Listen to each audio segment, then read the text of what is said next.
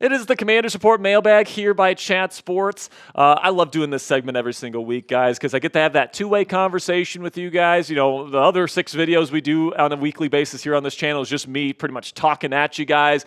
I like this video because you guys get to be a part of the conversation. And we film this every single Wednesday on our Commander Support live show. So if you guys want to get a question on a future edition of the Commander Support Mailbag, you guys can click that subscribe button if you haven't already and join the most interactive community of Commanders fans anywhere else on YouTube. Really do appreciate all of your guys' support. And of course, join us every Wednesday at 5 p.m. Eastern Time to get your questions on the weekly mailbags. All right, so we'll start here with Royal Williams. It says, do you see a path for us to still acquire Trey Hendrickson? Yeah, absolutely there's still a path. I mean, right now, Hendrickson and the Bengals seem to really be at an impasse. You know, the Bengals kind of have an offer out to Hendrickson. They've had an offer out to him for a long time, and it's definitely less than like the $35 million mark that we've seen guys like Max Crosby get this offseason, Danielle Hunter get this offseason, and Hendrickson wants to be making that kind of money. Now, Hendrickson has said he doesn't need to be making Myles Garrett level of money. He just wants to get paid kind of what the market rate is, and the market rate right now is like $35 million per season. It seems like the Bengals are not willing to give him that, and Hendrickson's kind of pissed about it. In fact, I think what Hendrickson's really pissed about is the Bengals just haven't been communicating with him. Essentially, they pretty much just gave him an offer and said, take it or leave it. And if you don't show up to mandatory minicamp, we're going to fine your ass. And like he's not particularly too happy with the way that the Bengals have kind of gone about that situation. So is it possible that this situation gets so bad and the Commanders are like, hey, you know, we'll give you our first round pick next year if you give us your second round pick, and we'll even throw in like Dorrance Armstrong in a deal for Trey Hendrickson? I could certainly see the Bengals potentially coming to the table on that type of deal this offseason. Obviously, that means the Commanders would have to give Hendrickson the money that he wants on a new contract, but with 17.5 sacks over the last 2 years, he's been an absolute menace, and he'd be a perfect fit in this Commanders defense, in my opinion. I think it'd be more than worth the price tag to go and get him this offseason. Then we got one from Corey. It says, do you think JK Dobbins is what we need? I'm not a fan of him. I'm not a fan of the way he consistently gets injured, Corey, that's for sure. I like him on the field, all right? He can run in between the tackles. He can make explosive plays happen. When he's on the field, he's great, all right? And he had some good moments last year for the Los Angeles Chargers as well. But he is injured all the time, and it sounds like he's asking to be paid quite a bit. You know, there's been a report out there from the People's Insider, Slick Rick, that says that the Houston Texans are interested in Dobbins, but Dobbins wants too much money.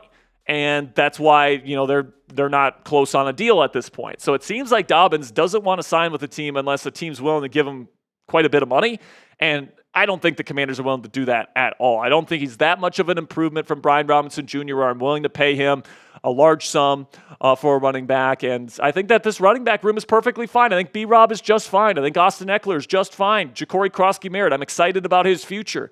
You still got Jeremy McNichols and Chris Rodriguez Jr., 2 perfectly fine depth pieces as well. And let's face it, guys, at the end of the day, Jaden Daniels in the passing game and also Jaden Daniels being a part of the run game, that's going to be the main focal point of the offense for a long time. So, you know, if they add Dobbins for, you know, vet minimum or something close to that, I'd be excited about it. I think Dobbins is an explosive player when he's healthy, but am I scratching and clawing and, you know, pounding the table to go get JK Dobbins when we already have a decent running back room? No, absolutely not. Then we got one from Mikey Suze 4. Hope I'm saying that right. It says, what'll be the best record you see for this season? I think the ceiling for this team is somewhere around 13 wins. And with the schedule that the Commanders have, you know, it's a tough schedule. I think that, you know, if they can win 13 games, that would be a very big accomplishment, okay? Because you got some tough games on this schedule. You know, you got a really tough division here in the NFC East with Dallas adding George Pickens. You got, of course, the reigning Super Bowl champions twice in 3 weeks at the end of the year. You know, the Giants are never easy. I mean, the Commanders almost lost to them twice last year when they were terrible. They've definitely improved this offseason. And then you got like the Chargers on the road. You've got, you know, you got Chicago when they're coming off a bye. You've got Detroit again. Like, you've got a lot of tough games this year. But I do think that the Commanders have a very good football team. I think Jaden Daniels will take yet another step. I have him as one of my early favorites to win league MVP this year. I think Terry's going to play well. I think Debo's going to play well. I think this defense maybe won't be a top 10 unit, but will certainly be serviceable. And, this offense is going to be electric again. So I think that they could win anywhere between 10 and 13 games, somewhere in that range. I think, a reasonable expectation is 11 or 12, kind of where they were last year. And a reasonable expectation is for them to get around where they were in the playoffs last year, around the NFC title game, if not making the Super Bowl. I think after last season, the expectation this year is Super Bowl or bust, and that's perfectly fine by me with a quarterback as good as Jaden Daniels.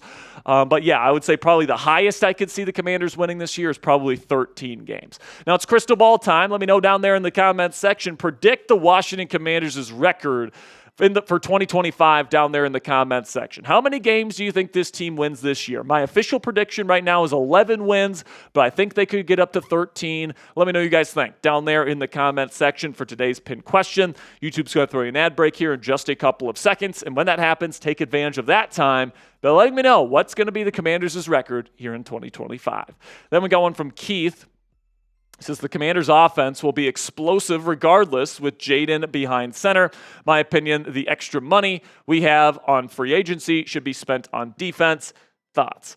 Yeah, it was explosive last year with, definitely a worse supporting cast at the wide receiver position. Deebo Samuel is the best piece on offense outside of Terry McLaurin that they had anywhere else on this team last year. You have a lot more continuity as well because it's Dan Quinn and Cliff Kingsbury's second year here. So Jaden should feel even more comfortable. Like, this offense should have no problems. And I think, your thinking there is pretty sound there, Keith, where, you spend the money that you have left on potentially someone in the pass to rush the passer. Whether that's Trey Hendrickson, whether that's Za'Darius Smith, whether that's Von Miller, whether that's somebody else. There's still quite a few good edge rushers still out there, by the way, that are gettable. But, I think that it would be smart to spend that money on defense. Some people talk about running back, some people talk about wide receiver.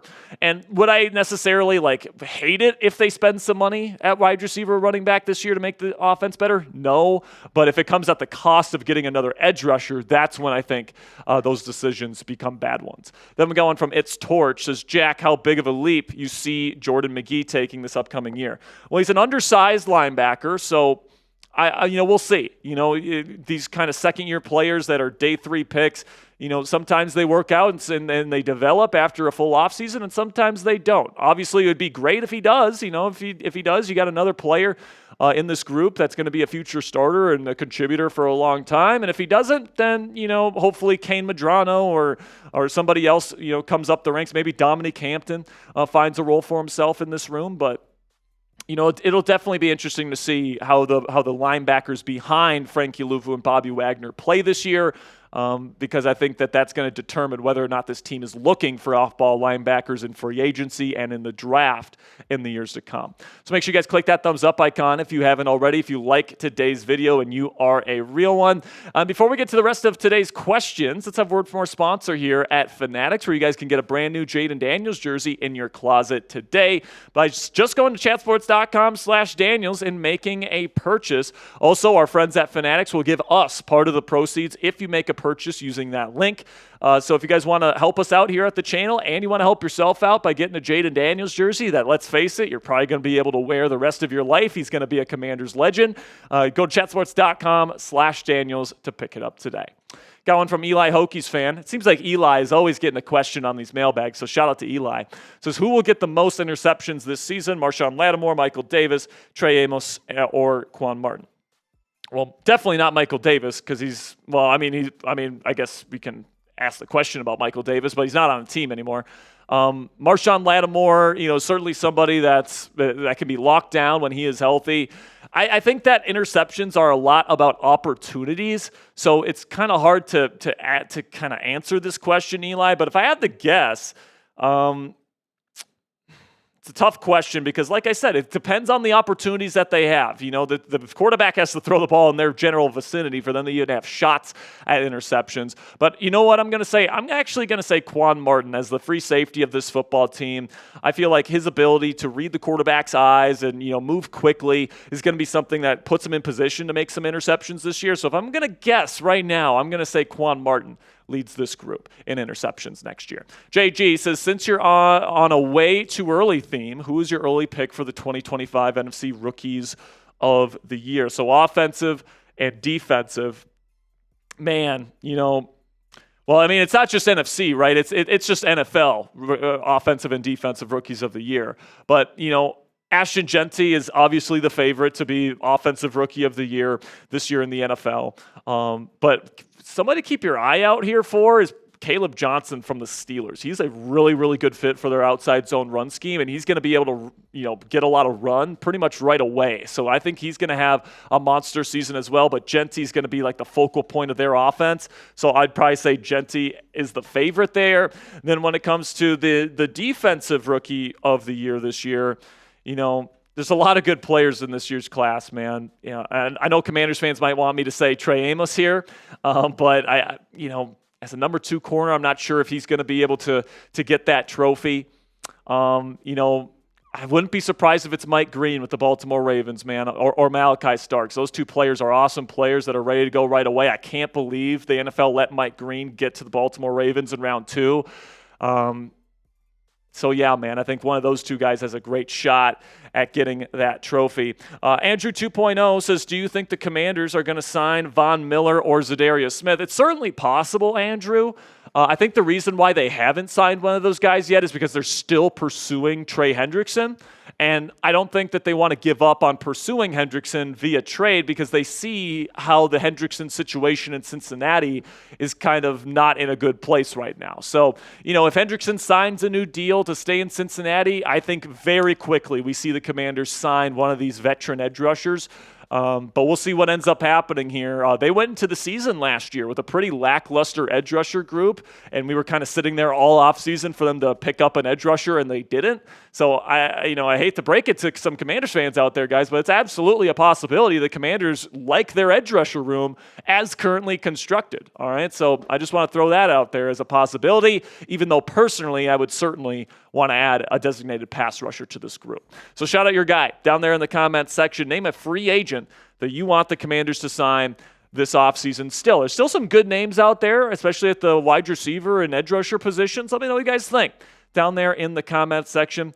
To finish up today's show, that'll be it for today's program here on the Commanders Report. Make sure you click that subscribe button if you haven't already, and join us every Wednesday at 5 p.m. Eastern time to get your questions on the weekly Commanders Report mailbags.